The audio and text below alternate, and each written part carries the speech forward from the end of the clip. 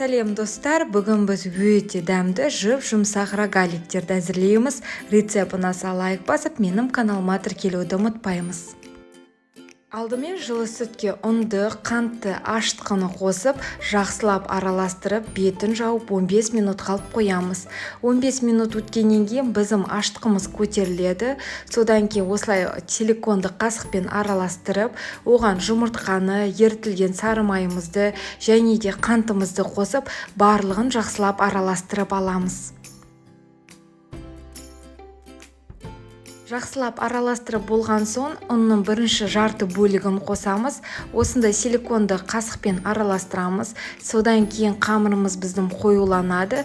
Қалған ұнымызды қосып, жұмсақ қамыр елейміз. Сонымен қатар достар, мен алма қосылған өте дәмді бәліштің рецебін қалдырамын. Сілтемеден өтіп, міндетті түрде жасап көріңіздер. Қамырымыз дайын болған соң, оған сәл ғана сұйық майды қойып, осылай видеодағыдай бір тағыда илеп шығамыз. Бетін жауып 40 минутқа көтерілуге алып қоямыз. Мінеке достар, 40 минут өтті. Енді барлығын жақсылап 12 бөлікке бөлеміз. Шамамен бір 10-12 бөлікке шығады. Қыздар, салмасын әртүрлі етіп жасасаңыздар болады. Мен нутелла қостым.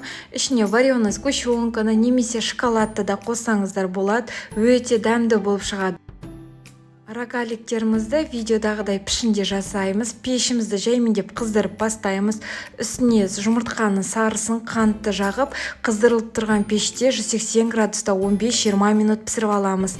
Мінеке достар, біздің рогаликіміз дайын болды. Міндетті түрде жасап көріңіздер, ас болсын. Каналыма тіркеліп, лайк басуды ұмытпаймыз достар.